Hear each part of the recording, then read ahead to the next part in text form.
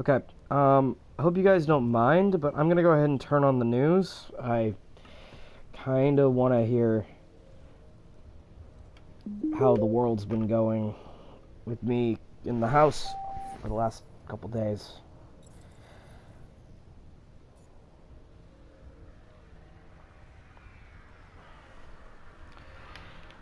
Alright.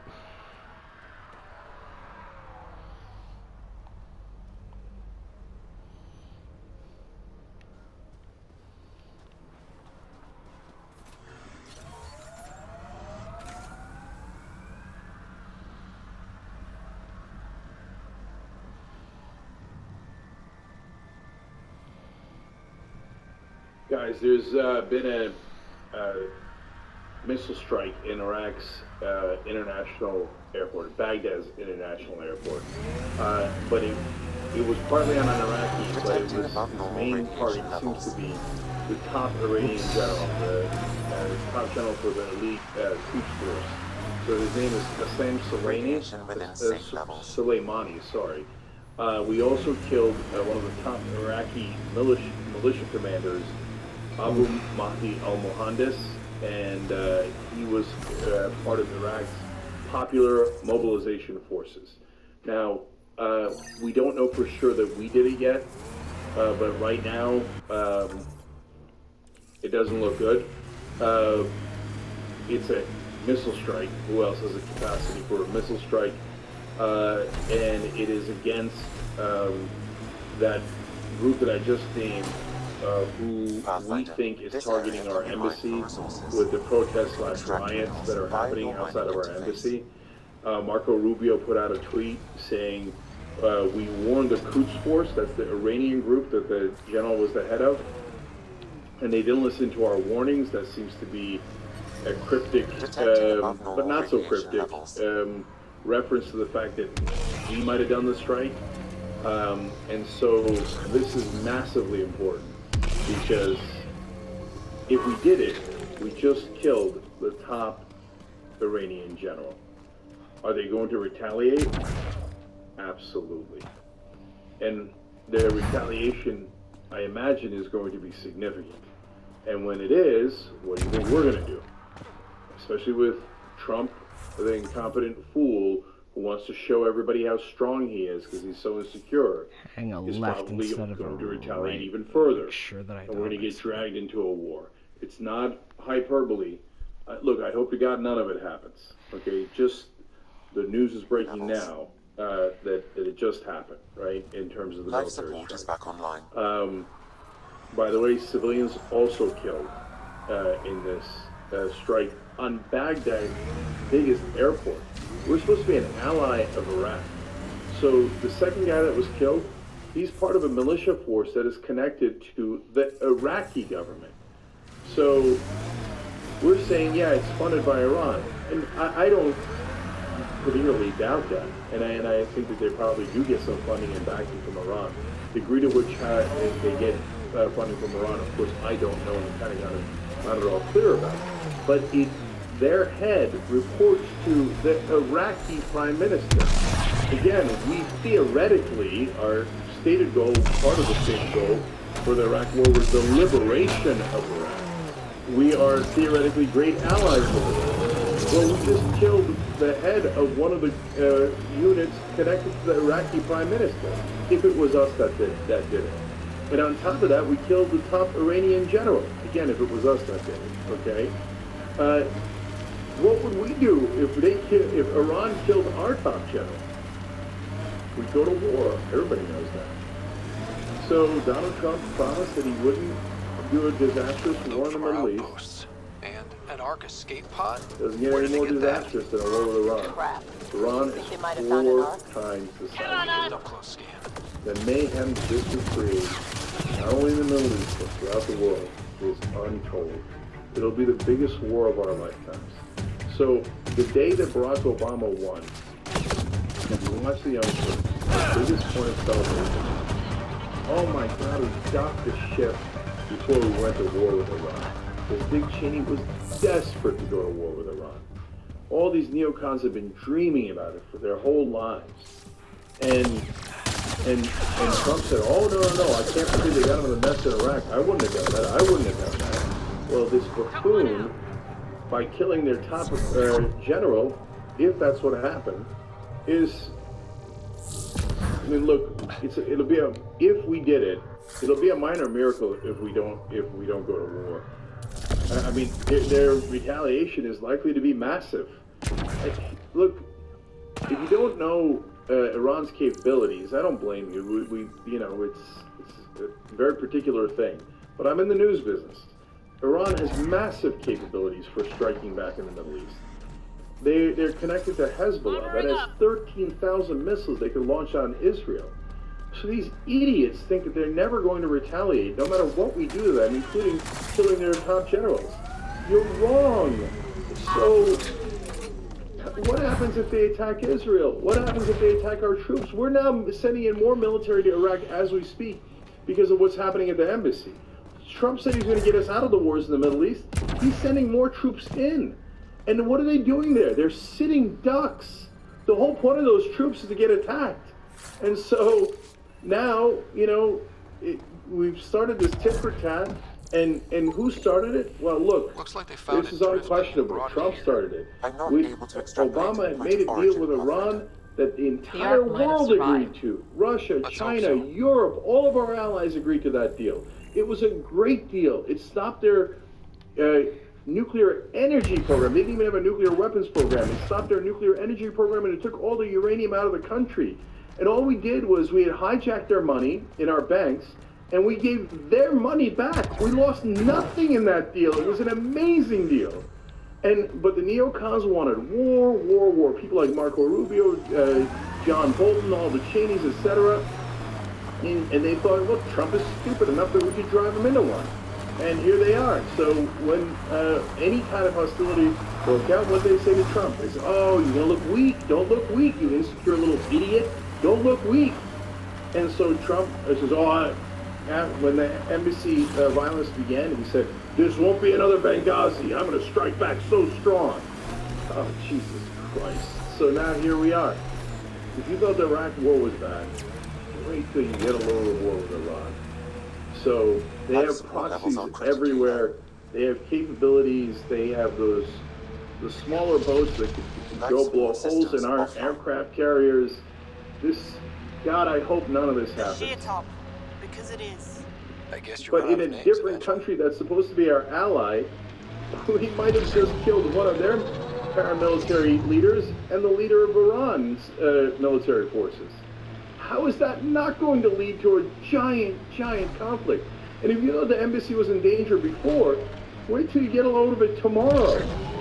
You think the Iraqis are going to be happy, the government and the people of Iraq, that we just bombed their airport and we killed one of their top military leaders connected to the prime minister, and we killed civilians?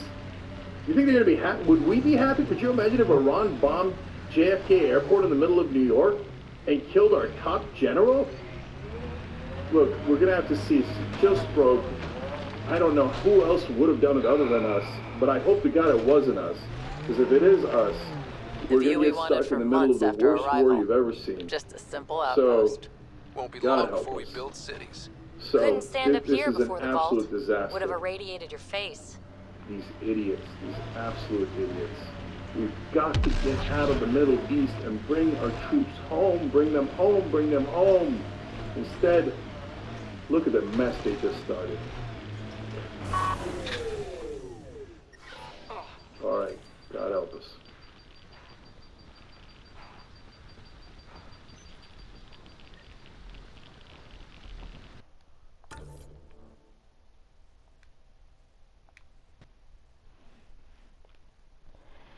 Well, that's shit.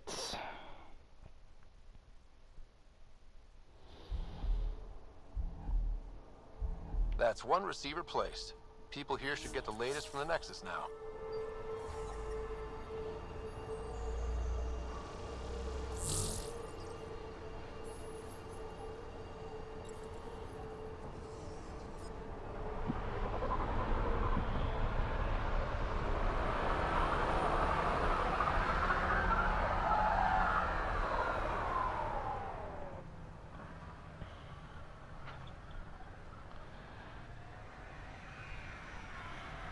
Francis was celebrating New Year's Eve, and while he was greeting individuals at the Vatican, something fascinating happened.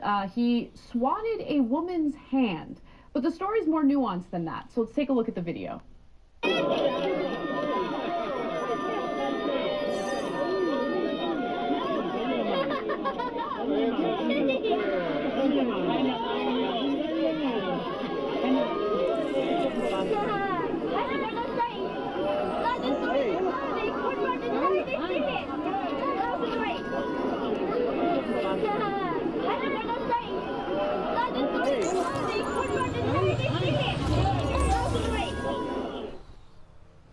So no one knows what the woman was trying to say to him, but as you can see, she grabbed his hand and pulled him to her and then wouldn't let go. He tried to get her to let go, wouldn't do it, and that was when he swatted her hand 2 times, and then finally she let go.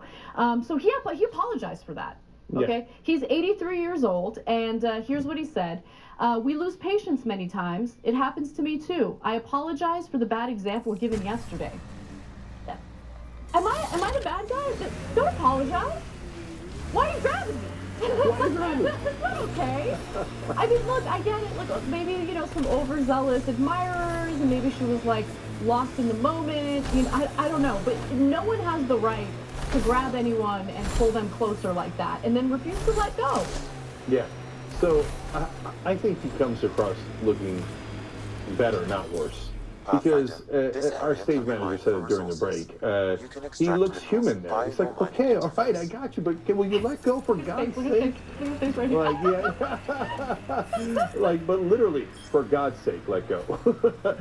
So, yeah, it doesn't look good to slap her hand like that. But he's human! Maybe Catholics don't think he's human. I know they do. Kind of. It's confusing. Okay, but he's human.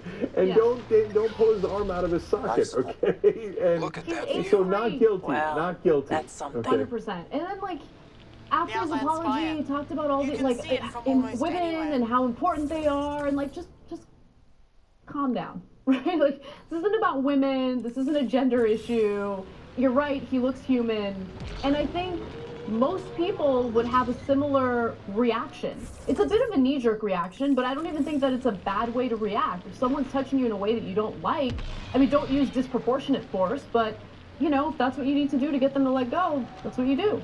Yeah, and look, you have to understand his context. He's not like a normal politician. Politicians barely ever go out there to talk to people or shake their hand. The popes do it all the time. Even the bad popes do. Look, I happen to, you know, I'm left-wing, so I like Pope Francis. He's nowhere near perfect, and there's still a lot of room for improvement, but he's been infinitely better than the other popes. But it's, to be fair to all the popes, not just him. All the popes go out and greet people, even the right-wingers we don't agree with, etc., and they do a great job of that. So, and in the midst of shaking, you know, probably tens of thousands, if not hundreds of thousands of hands, at some point, you know, somebody's going to do something inappropriate and touch you too much or yank on you too much, etc. Give a little bit of a break here. You know what Pope Francis did? First thing he did when he got elected Pope? He went and washed the feet of the poor. See, that's the best of Christianity. So if all popes and all Catholics and all Christians did things along those lines, wouldn't that be amazing? Wouldn't it be amazing if the right-wing religious people in this country around Christmas gotta wait went until the around radiation. the feet of the homeless? Could you imagine? I can't.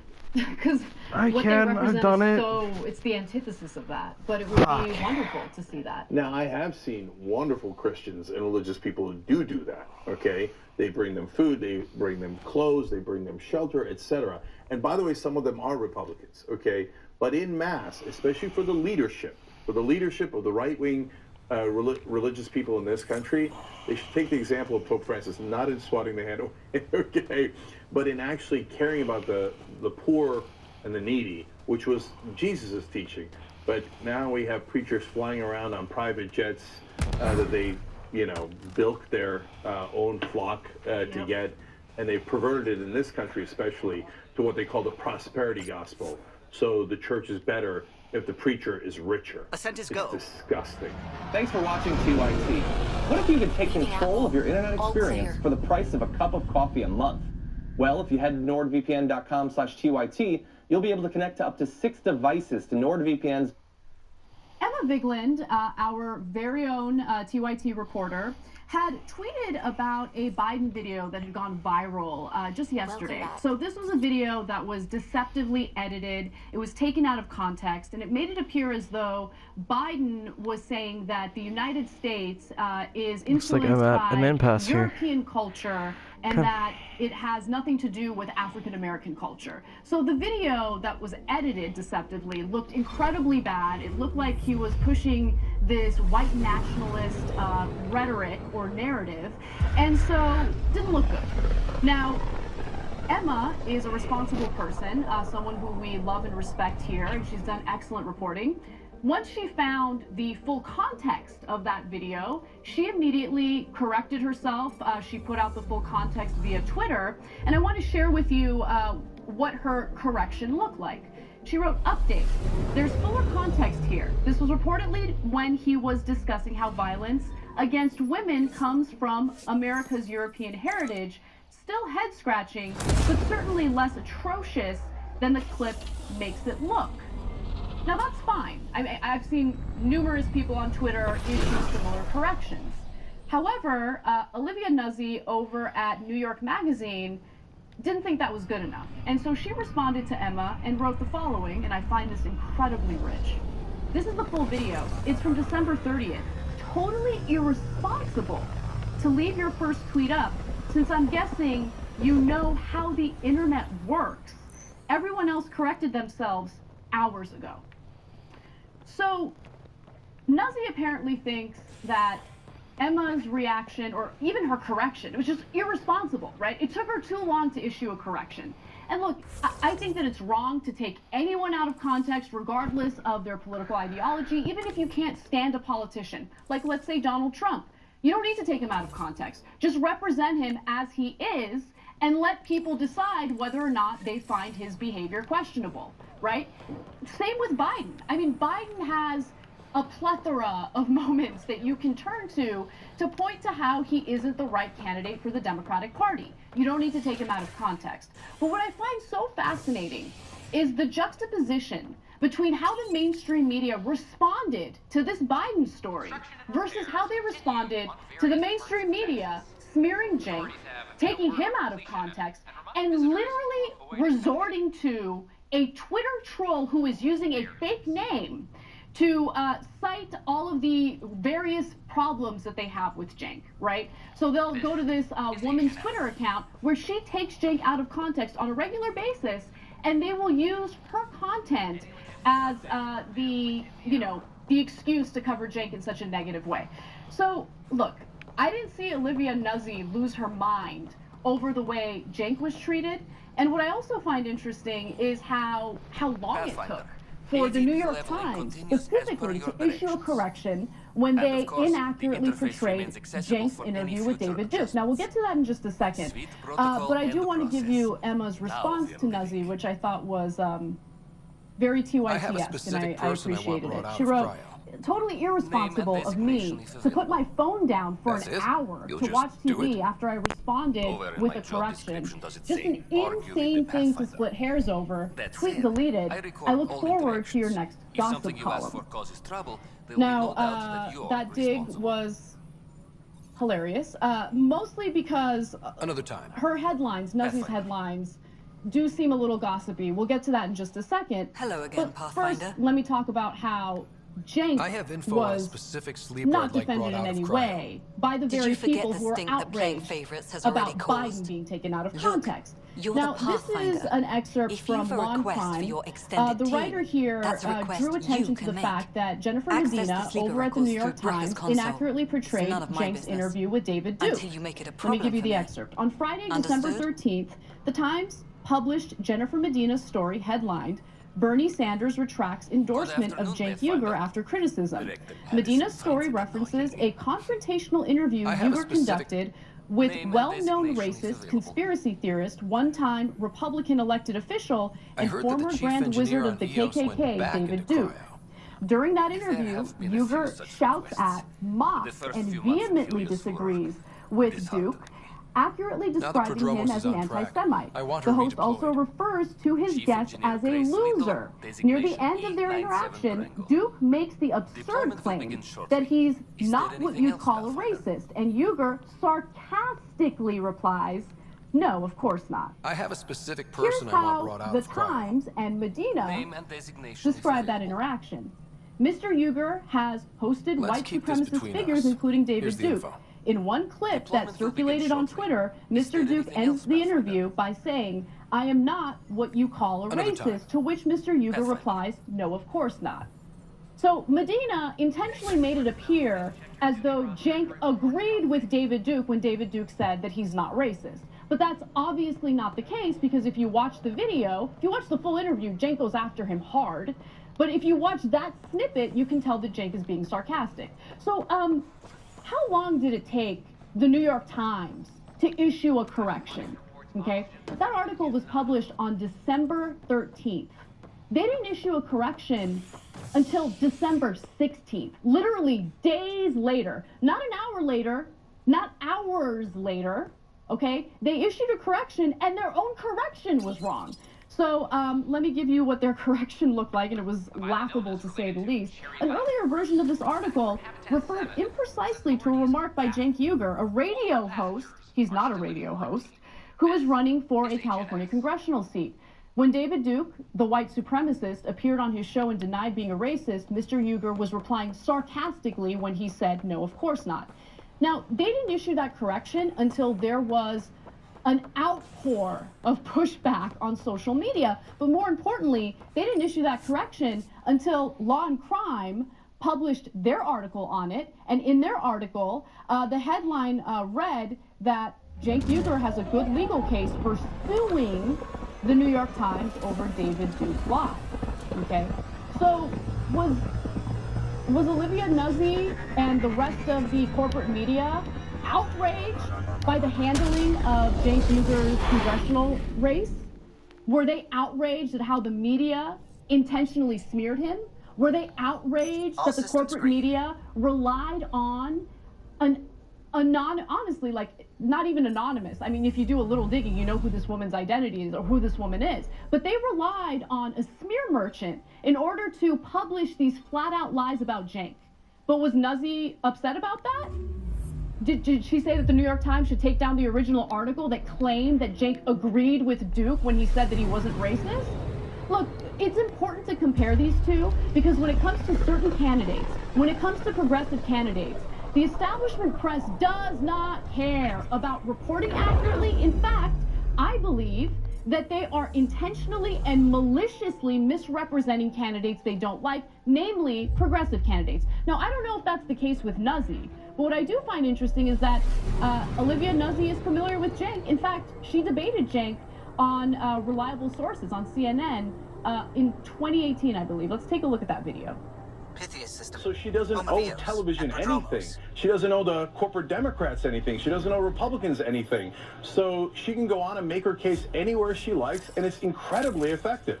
She's an elected official. I'm sorry. Interviews, the better. Olivia, she's an elected official. She certainly owes the media, the public, her voice in answering questions. I take your point about her not getting enough attention before she won, but I don't think that's particularly unusual for somebody running for Congress. She's not running for president. I think then it would be a different story. All right, Jack, I think that. Sorry, Cenk, last word. Just real quick, look, I think that unfortunately the media covers people with more money, and a lot of that is corporate money. And so it's not just about Ocasio-Cortez, it's about the future. And in 2020, will you cover progressive candidates that run uncorrupted? And my guess is no, and then you'll turn around and sometimes blame them later. Journalists should cover progressive candidates and conservative candidates. We should cover them and make sure people know about both of them. But absolutely. I thought that was a fascinating video because it was foreshadowing. Cenk specifically talks about how the press is going to cover the 2020 race, and we've already seen how they've covered the 2020 race. Bernie Sanders, for instance, has outraised every single Democratic contender, and every single corporate media outlet has buried that lead. They've started their headlines with how much money Buttigieg has raised. Buttigieg has come in like second when it comes to fundraising in the Democratic field. But look, my point is, these aren't mistakes. These aren't accidents. These are things that are reported in a very intentional way. And so if you don't like Bernie Sanders being taken out of context, I hear you. And it's about time that we hold corporate media accountable for the way that they take progressive candidates out of context while simultaneously defending people like Biden. Biden shouldn't be taken out of context, but progressive candidates shouldn't be taken out of context either. All right? So that's where I stand on this issue. I hope you enjoyed it. Thanks for watching the Untruths. We really appreciate it. Another way to show support is through YouTube memberships. You'll get to interact with us more. There's live chat emojis, badges. You've got emojis of me, Anna, John, JR. So those are super fun. But you also get playback of our exclusive member-only shows and specials right after they air. So all of that, all you got to do is click that join button right underneath the video. Thank you.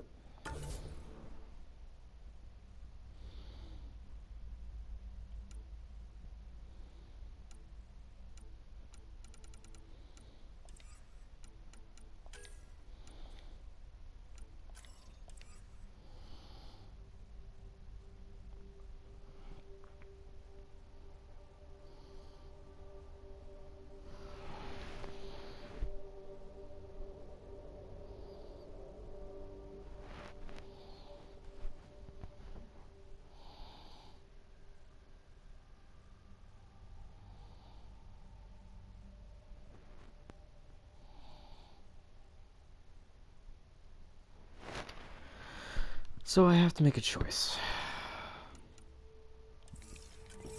I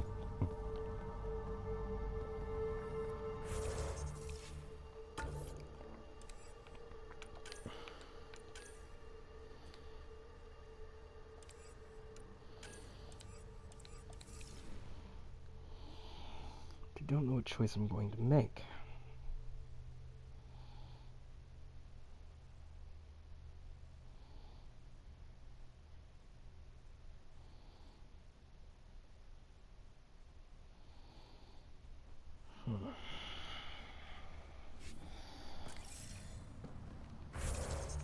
Looks like it's time.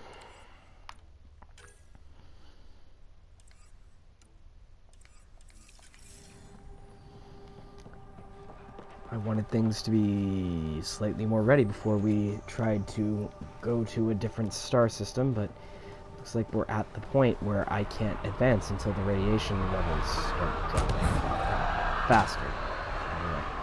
So,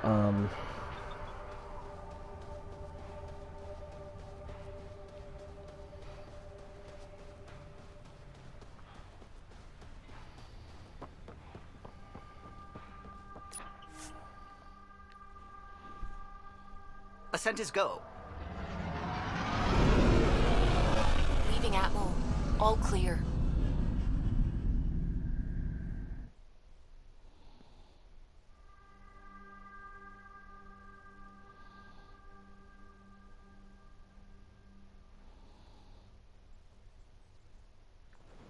Steve, I do want to start with these numbers. We pay attention to these fundraising numbers, and some people at home might be looking at the television and thinking, why? It's a lot of money. Everyone's got a lot of money. Why are these numbers such valuable information for us? Well, they do tell you something about the state of each campaign, the energy they're generating, especially among donors, sometimes big donors, sometimes small dollar donors. But I have to say, when it comes to sort of the all-important role of fundraising, I'm a little bit more... By the 1930s, O'Connell and Serena spent months getting our systems coordinated.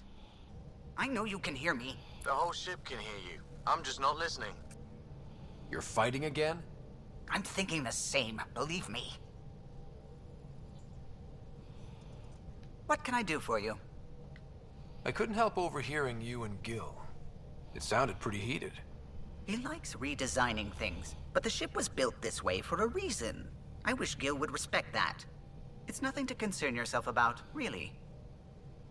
Steve, I do want to start with these numbers. We pay attention to these fundraising numbers, and some people at home might be looking at the television and thinking, why? It's a lot of money. Everyone's got a lot of money. Why are these numbers such valuable information for us. Well, they do tell you something about the state of each campaign, the energy they're generating, especially among donors, sometimes big donors, sometimes small dollar donors. But I have to say, when it comes to sort of the all-important role of fundraising, I'm a little bit more on the skeptical side when it comes to this stuff. I look at it this way. I don't think there is anything wrong with anybody's fundraising that a strong performance in Iowa, New Hampshire, and the early states wouldn't make right. And I don't think there is anything right with anybody's fundraising numbers that a poor performance in those early states would make wrong. We have seen this before. I remember the all-powerful Howard Dean fundraising machine came roaring into 2004. He had the money to go the distance. He fell flat in his face in Iowa, and all that money counted for nothing. I remember John Kerry coming into that year with no money. He had to take out a $6 million mortgage against his own property in Boston to keep his campaign alive. He won Iowa, and everything took care of itself. I look at all these candidates. They have the money to compete in Iowa. They have the money to compete in New Hampshire. They've got to win, or they've got to do well, be seen as doing well in those states, and I think the rest of it starts taking care of itself. Matt, I think that makes a lot of sense. It does, and I work for Jeb Bush. I know a little something about money and how far it can take you. And what I'm also looking at right now is not just how much you've raised, but what's your cash on hand, right? Joe Biden had a very high burn rate last time, and now we're getting to the point where votes are being cast. You need to spend that money, and no one leaves the race just because they want to. Nine times out of 10 is because they run out of money. Even Jeb Bush did at the end. So who's spending the money? Where are they spending it? And more importantly, how much do they have left? I think it also tells us a little bit, though, about excitement for a candidate. Bernie Sanders was somebody who was, I don't want to say flying under the radar because that's not giving him enough credit, but somebody who maybe wasn't as highly targeted by the other candidates so far in the race. But he's raised over $30 million. It is a ton of money from small donations. I think it's 1.8 million donors or something like that. That's a lot of excitement for a Sanders candidacy heading into Iowa. What do you make of it? Yeah, absolutely. This quarter was, this definitely cemented Bernie Sanders' status as a front runner. When we look at Iowa and New Hampshire, it's basically turning out to be a four-way pileup. Between Sanders and Biden and Pete Buttigieg and Elizabeth Warren. I will say that it seems like both Biden and Sanders could have a path to the nomination, even if they don't have first place finishes in those first two states, but Buttigieg and Warren, maybe not so much. Hello, YouTubers. If you're watching this, you should check out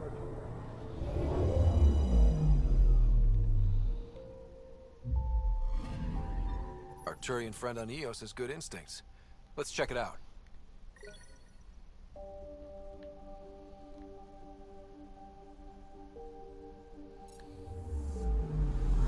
Anomaly on sensors.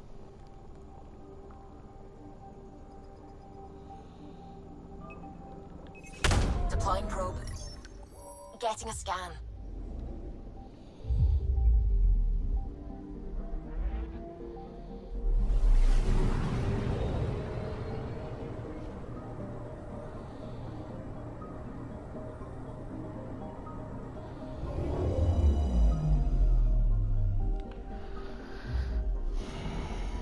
Possible Ket supplies, just like Dark had suggested.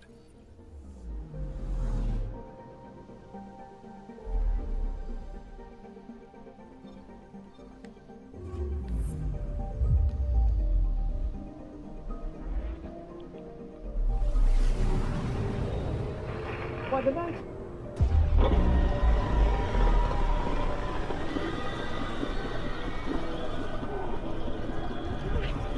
While GOP leaders were desperately trying to take health care away from adults, they forgot to not take it away from kids. Funding for the Children's Health Insurance Program, known as CHIP, expired today after Congress failed to come up with the necessary $15 billion. I swear to God, we do good things sometimes. I just can't remember what they are right now. We just let children's insurance expire as carelessly as my staff let their leftovers in the office fridge expire. Eric! No other developed nation would tolerate this kind of healthcare roulette. I mean, would they? Amy, I don't know, you're British. Can I possibly persuade you to talk about your National Health Service? My pleasure. After World War II, the UK instituted universal health coverage. Since then, all medical services have been provided for free by chipper midwives on bicycles who deliver preventative care, babies, and sometimes thalidomide, but they were really sorry about that. Canada has universal coverage too! I've had all my babies for free. And now I smuggle cheap Canadian prescription drugs down in New York. In my butt. Thank you guys. Great research. The point is, healthcare in other developed nations is like a zoo. We're on a collision course with unknown objects. Make corrections. Sam, are you on this? Collision is imminent. All stop now. Well, American healthcare is a vibrant Yeesh. stitched by a drunk pioneer Evil alien overlord's with one eye ship. and a cabin full of possums. Sorry, kids. Lulu Bell got your chip. Now, Pausing Okay, this. ships. A Here dozen. we go.